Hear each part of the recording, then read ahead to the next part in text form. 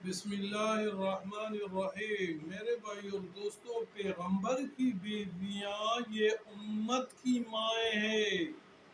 اللہ جل جلالہ کا ارشاد ہے، النبی اولا بالمؤمنین من انفسہم وازواجہ امہاتہم۔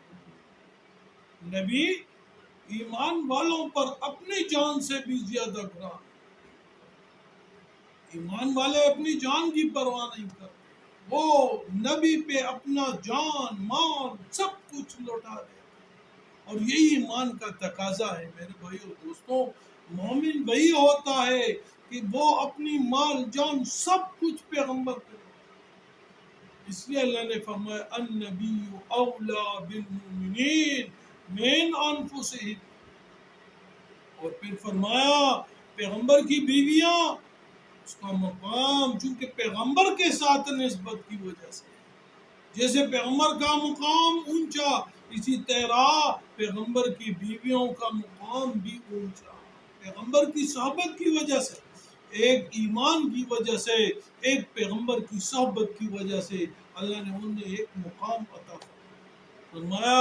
وَأَزْوَاجُهُ أُمَّهَاتُهُمْ، اور پیغمبر کی بیویاں یہ امت کے لیے ماں ہے، یہ سارے امت کی روحانی ماں ہے۔ اس لیے پیغمبر کی وفات کے بعد پیغمبر کی بیویوں کے ساتھ نکاح حرام ہے، نکاح حرام ہے۔ تو میرے بھائی اور دوستو، یہ پیغمبر کی بیویاں یہ امت کی ماں ہے، اور جس طرح نسبی ماں ہوتی ہے اسی طرح نسبتی ماں بھی ہوتی ہے، اسی طرح نسبتی ماں بھی ہوتی ہے۔ اب ماں کا مقام جو ہے، قرآن میں اللہ پاک نے ماں کا مقام ذکر کیا، وَبِالْوَالِدَيْنِ إِحْسَانًا، ماں باپ کے ساتھ احسان۔ اب احسان کیا ہے؟ احسان کہ ان کا اپنا حق بھی دے دو اور اس سے زیادہ دے دو، اس سے زیادہ، ان کی جتنا توقیر کرنا ہے وہ بھی دے دو، اس سے زیادہ اس کی توقیر کرو، یہ احسان ہے۔ اللہ نے فرمایا احسان کرو ان کے ساتھ۔ اب یہ احسان کس کے ساتھ ہے؟ نسبی ماں کے ساتھ بھی ہے، اور نسبتی روحانی ماں کے ساتھ۔ روحانی ماں وہ بھی ماں ہے، اور نسبی ماں وہ بھی ماں ہے۔ دوسرا اللہ پاک اس کے ساتھ فرماتا ہے وَلَا تَقُلْ لَهُمَا أُفٍّ وَلَا تَنْهَرْهُمَا، اس نسبی ماں کو اف بھی نہ کہو اور نہ اسے جھڑو۔ اسی طرح روحانی ماں کو بھی اف نہ کہو، روحانی ماں کو اف تک نہ کہو، اور نہ اسے جھڑکو، نہ ان کے پیچھے سوراخ لگاؤ، ان کے پیچھے کچھ سوچ بچار نہ کرو، وہ پاک ہے ہر چیز سے، اللہ نے انہیں پاک رکھا ہے، ان کے اندر کمی تلاش نہ کرو۔ یہ تمہاری مائیں ہے، جب مائیں ہیں تو اس میں کمی تلاش کرنے کی گنجائش نہیں ہے، اور نہ اسے کچھ سخت الفاظ کہنا ہے۔ تیسری مقام جو نسبی ماں کا ہے، رب اغفر لی ولوالدی، اس کے لیے مغفرت کی دعا کرنا، جیسے نسبی ماں کے لیے دعا ہے اسی طرح روحانی ماں کے لیے بھی یہی دعائیں ہے کہ اللہ ان کو درجات عالیہ نصیب فرمائے۔ اور آپ علیہ السلام نے فرمایا کہ جنت ماؤں کے قدموں تلے ہے، جنت ماؤں کے قدموں تلے۔ جب جنت ماؤں کے قدموں تلے ہے تو میرے بھائیو دوستو، یہ جنت ماں کے قدموں کے تلے جو ہے وہ نسبی ماں ہو یا روحانی ماں۔ آپ علیہ السلام کی بیویاں ساری امت کی مائیں ہیں، تو ان کے قدموں سے جڑو، ان کے قدموں سے جڑو تو جنت ملے گی۔